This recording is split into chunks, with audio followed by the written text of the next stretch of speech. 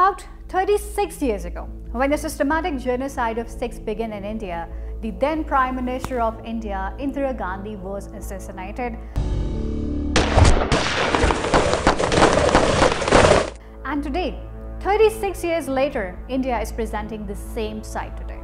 Sikh farmers are on the streets and the Hindu Brahmins of New Delhi are ready to repeat the event of 1984. The question is whether the Prime Minister of India will be killed by the Sikhs again. Let's visit the history again. Prime Minister Gandhi got assassinated by a bodyguard. This was the headline of the Washington Post on October 31st, 1984.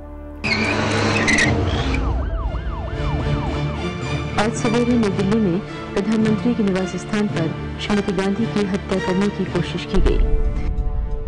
उन्हें तुरंत all India institute of medical sciences ले जाया गया।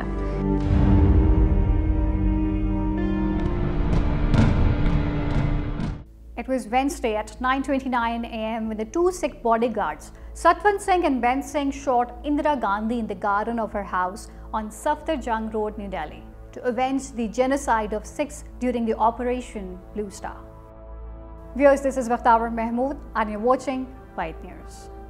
Addressing the Sikh villagers on the occasion of International Women's Day on March 8, 1991, Brigadier R.P. Sinha of the Brahmin-sponsored Army of India had said that if Sikhs of this village ever mentioned to take the revenge from 1984, every single Sikh man in the village would be taken out and shot. Then our Brahmin officers will take their women to their military camps where a new generation will be produced for Punjab.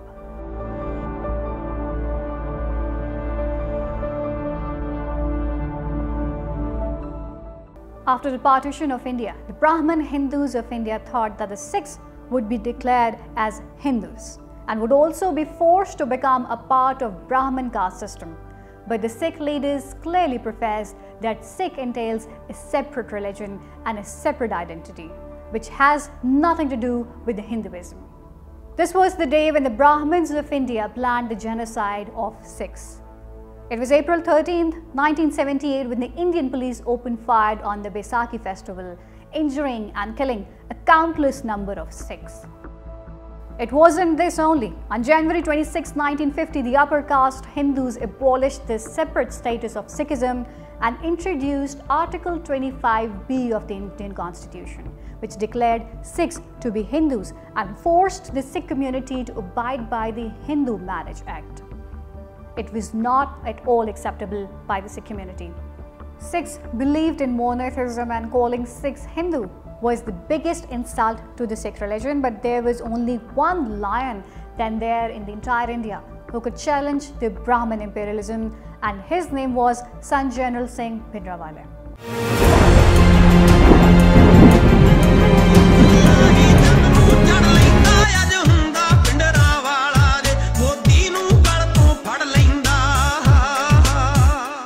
Son General Singh Bhindranwale was a nightmare for the Brahmin rule of India.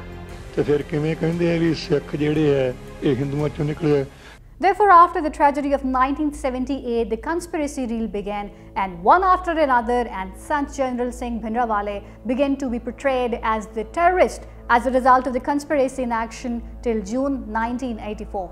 It is there for anybody to tell you that the entire youth of Punjab was wiped out in the name of terrorism. What was Mrs. Gandhi doing at that time when she was killing other people's sons and husbands? In order to humiliate the Sikhs, Sikh jokes were made all over the India as a part of the regular scheme. Hindus investing in the Bollywood films were given special instructions that if any idiot or a clown is to be shown in Indian film, it should be acted out by a Sikh.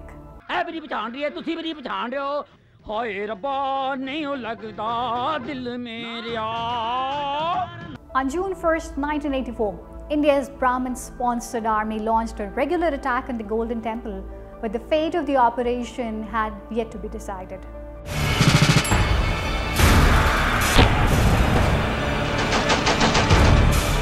Brahmin Hindus were playing a cunning Chankya game. On one hand, they were assuring General Singh of their support at the Golden Temple, and on the other hand, they were constantly pressurizing the Congress government to demolish the Golden Temple.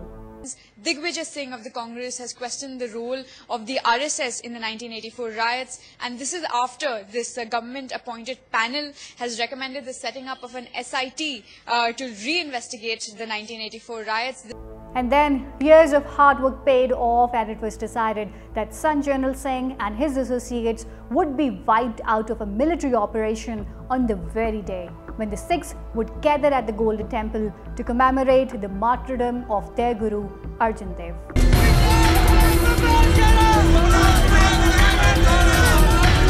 This day was chosen to target the maximum number of Sikhs present who could be killed.